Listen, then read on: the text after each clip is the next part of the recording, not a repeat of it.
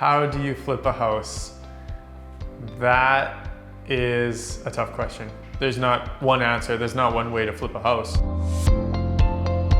How you would flip the house is that you would have to come into a property. You have to be able to identify what needs to be done to the house to create value, to bring a new buyer or bring a renter. I think it's a buzzword, it's a hot word. I actually don't even think flipping means that you have to do anything to it. Some people might just be buying a home and reselling it. You're flipping it to another owner basically. But in typical definition, I would say that you're buying something, doing some kind of improvement to it to create value and reselling it.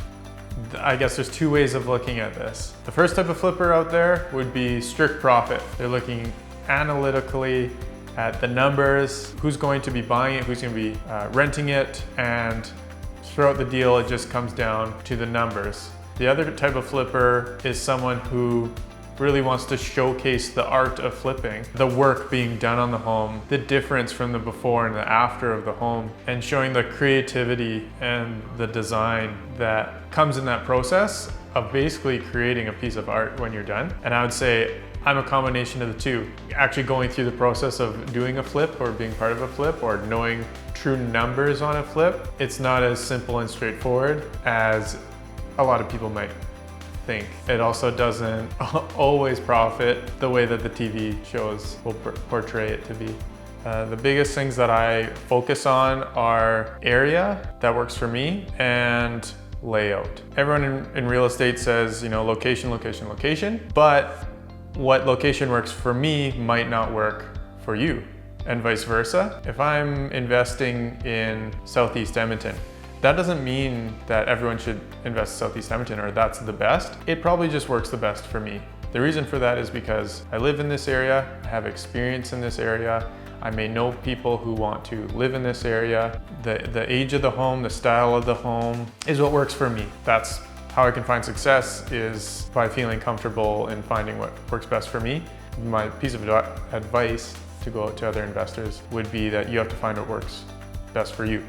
So when we're looking for a project, I do want to have some kind of vision of what would happen with that house, what we could do with that house. That might mean we're just cleaning it up and fixing it, making it look nicer. It might be giving it a totally new purpose, like making it a group home or an accessible home to work for someone in a wheelchair. Or we might be staging it and selling it, and that might mean that we're suiting it, putting a legal basement suite in it. The thing that I like about suiting homes is that there's dual purpose with a home. There's some homes that we sell where a family will want to live on the main floor and rent out the basement. There's homes that we've sold where one family will live, but they want to live together in a sense, where maybe the parents would live downstairs and the younger family would live upstairs. A lot of investors out there who will just buy them to rent out to totally separate people that don't know each other. It just seems to be something that really makes sense in this market where house prices are going up and the cost of living is going up, and you have the option to have some rental income coming in to offset the cost of that home. The red flags when I'm looking at a property to purchase myself would be, asbestos is a tough one. A lot of contractors won't even acknowledge asbestos and black mold. I don't want to regret that later, so we would get like a proper abatement done, which costs a lot of money. So typically, if there is asbestos or black mold, I'm still willing to work with you. It just might cost more to get that product to where we want it to be. Another red flag would be certain areas that just don't work for us. Something with condo fees typically isn't something that we would buy or deal with. There are investors out there who will and do make great rental properties or just great properties in general. And the other red flag that I can think of is just really poor layout.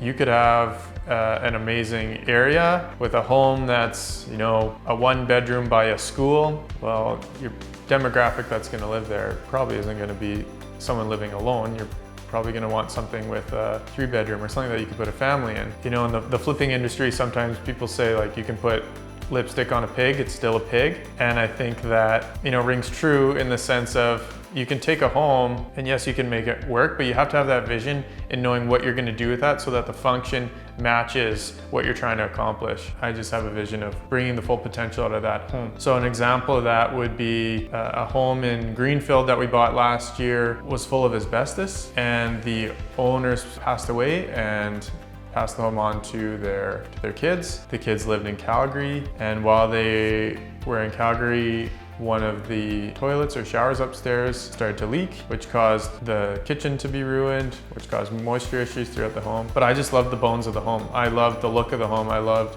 the area of the home. And to try and sell that on MLS or just put that out there as a typical realtor, it'd be really hard to sell that. And not only that, is that it would take time, it would take energy, and it would just prolong the situation that's really hard for certain people, where we came in and I automatically knew that, a family of 4 or 5 people could live in this home, and I wanted to repurpose for that client. And we bought the home really quickly for cash, made it very, very easy for them to get out. We are a business, we need to make money, and I need to provide for my family. But at the same time, I would spend some money just to give that extra flair, to create a bit more interest or make it that much more functional for the tenants or the buyer. When we talk success or what was the best flip ever, there has been homes that we have bought, cleaned up, changed a couple details, resold within a month.